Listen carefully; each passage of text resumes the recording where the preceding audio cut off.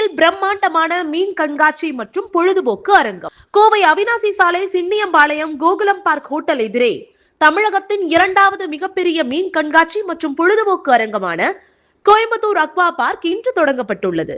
கோவை சூலூர் சட்டமன்ற உறுப்பினர் சுகுமார் அவர்கள் இந்த அக்வா பார்க்கை திறந்து வைத்தார். இந்த கண்காட்சியில் 100க்கும் மேற்பட்ட கடல் மீன்கள் மற்றும் டேம் மீன்கள் காட்சிப்படுத்தப்பட்டுள்ளன. 1 கிராம் எடையுள்ள மிகச்சிறிய மீன்கள் முதல் 40 கிலோ எடையுள்ள பிரம்மாண்ட மீன்கள் வரை இங்கு இடம்பெற்றுள்ளன. மேலும் கைகளில் அமரும் பறவைகள் மற்றும் நெருப்பு கோழிகள் உள்ளிட்ட பல்வேறு பொழுதுபோக்கு அம்சங்களும் இடம்பெற்றுள்ளன. குழந்தைகள் முதல் பெரியவர்கள் வரை அனைவரும் ரசிக்கும் வகையில் குளிர் சாதன வசதியுடன் நவீன முறையில் இந்த வளாகம் வடிவமைக்கப்பட்டுள்ளது. உணவு கூடம் மற்றும் தாய்மார்கள் பாலூட்டும் அறை உள்ளிட்ட வசதிகளும் ஏற்படுத்தப்பட்டுள்ளன. பொதுமக்கள் காலை 10 மணி முதல் மாலை 6 மணி வரை அக்வா பார்க்கை பார்வையிடலாம்.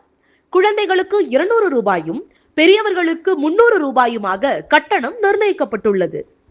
கோவை மக்களின் விடுமுறை நாட்களை இனிமையாக்கும் புதிய பொழுதுபோக்கு இடமாக கோயம்புத்தூர் அக்வா பார்க் உருவெடுத்துள்ளது.